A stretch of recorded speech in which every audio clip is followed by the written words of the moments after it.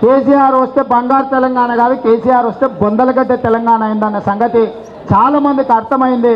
మళ్ళీ రావడానికి సిద్ధంగా ఉన్నారు. అసెంబ్లీలో పార్టీ మారిన ఎమ్మెల్యేలు కూడా నేను పలకరిస్తూనేమో నాదికే చూస్తుంటారు. నేనేమనుకుంటా నడుచుకుంటూ పోయినా కూడా ఒక్కసారి పలకరిస్తే బాగుండని. అంటే పోయిన వాళ్ళు ఎవ్వరు కూడా అక్కడ ప్రశాంతంగా మనశ్శాంతిగా లేరు. వాళ్ళకి నిద్ర సక్కవోకనో, అన్యాయం చేసినవనో, మోసం చేసినవనో, లేదా అక్కడికి పోయిన తర్వాత బానిసలుగా తప్ప బతకలేని పరిస్థితులు ఉన్నాయనో. ఒకప్పుడు ఇట్లాంటి సమావేశం జరిగితే ఎర్రబల్లి దయాకర్రావు ఎట్లుండేటోడు, అవునా? నిన్నమనెవరో ఒకటి పెట్టారు, పులిలాక ఉండేటోడు పిల్లిలాక అయిందని. వరంగల్లో సభ జరిగితే ఎవరో వెనకాల మండల స్థాయి నాయకుడు వెనకాల ఒంగొంగి నడుస్తున్నాడు హరీష్ రావు, టీఆర్ఎస్ నాయకుడు వెనకాల. ఒకప్పుడు చంద్రబాబు నాయుడు గారి పక్కన దర్జాగా కాలు మీద కాలేసుకొని కూర్చున్నట్టు ఎర్రబల్లి దయాకర్రావు.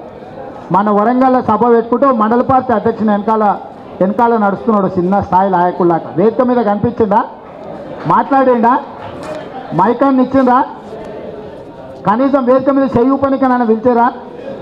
కానీ అదే తెలుగుదేశం పార్టీలో ఎట్లుంటుండే, సార్ పక్కనే వెల్డింగ్ చేసుకున్నట్టు సార్ కానుకొనే కూర్చునేటోడు.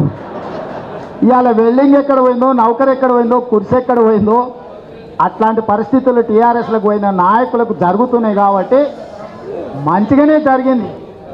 ఇక్కడ మోసం చేసిన వానికి దేవుడు ఒకడు ఉంటాడు, ఆయన చూస్తాడు. ఒకవేళ మనం చూడలేకపోవచ్చు కానీ ఖచ్చితంగా ఆయన చూస్తాడు. చేసిన వానికి చేసుకున్నంత మహానుభావ అని.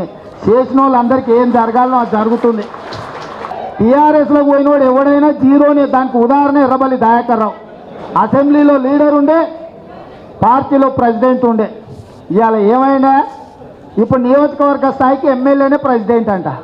అంటే ఇప్పుడు ఆయన పాలకుర్తికి ఎమ్మెల్యే, తెలుగుదేశంలో రాష్ట్ర శాఖ అధ్యక్షుడు ఉన్నోడు ఇవాళ ఒక అసెంబ్లీ కాన్స్టిట్యున్సీకి ప్రెసిడెంట్ అవుతున్నాడు ఎర్రబల్లి దయాకర్రావు. ఇంతకంటే అధ్వానమైన పత్రికన్నా ఉంటుందా? ఎవడన్నా ఆ జగాలు ఉంటే ఆ బిల్డింగ్ పైకి ఎక్కి కిందికి దుంకి చచ్చిపోవాలి. ఈడ పొలిట్ బ్యూరో మెంబర్ ఉండి, తెలంగాణ స్టేట్కు ప్రెసిడెంట్ ఉండి, అసెంబ్లీలో 15 మంది ఎమ్మెల్యేలకు ఫ్లోర్ లీడర్ ఉన్నాడు. ఇవాళ నియోజకవర్గ స్థాయి పార్టీకి ప్రెసిడెంట్ అవుతున్నాడు. అంటే అంతకంటే సిగ్గులేని బతికేమని ఉంటుందా? ఒక్కసారి ఆలోచన చేయరు. ఈడుంటే గౌరవం ఎట్లుంటుందో, గాడిపోతే ఎట్లయితుందో.